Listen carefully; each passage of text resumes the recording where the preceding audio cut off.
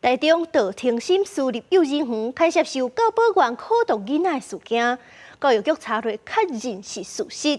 而且资料去互家长指控教保员怀疑有另外6个人冇牵涉苦毒囡仔。这间幼儿园已经去互市府下令，对9月初1开始停办1年，而且这幼儿园的名也有负责人的名册，拢已经甲公布出来。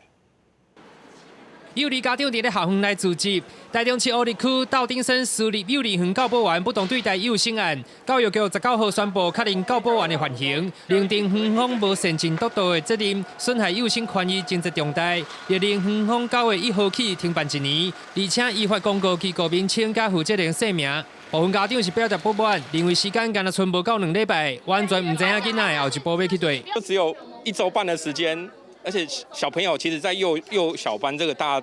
家长都知道，他们在转换的过程中已经好不容易适应一个学校，这个学校真的有严重到需要去停办，还是说它其实有一些配套的方案？这是蒙特梭利的方式，并不是一般传统式的教学。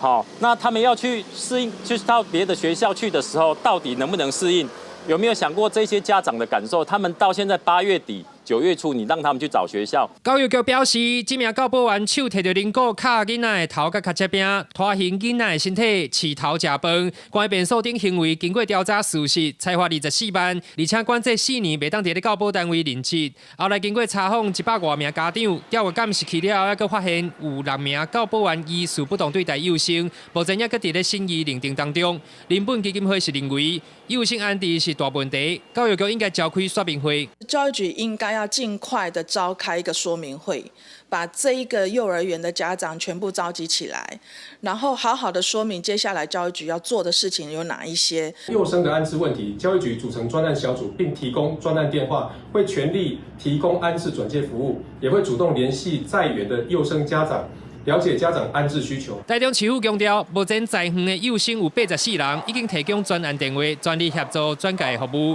20号开始会以敲电话向家长说明，若是园方也有其他教保员涉案确认事实，会有撤照的处分。记者台中报道。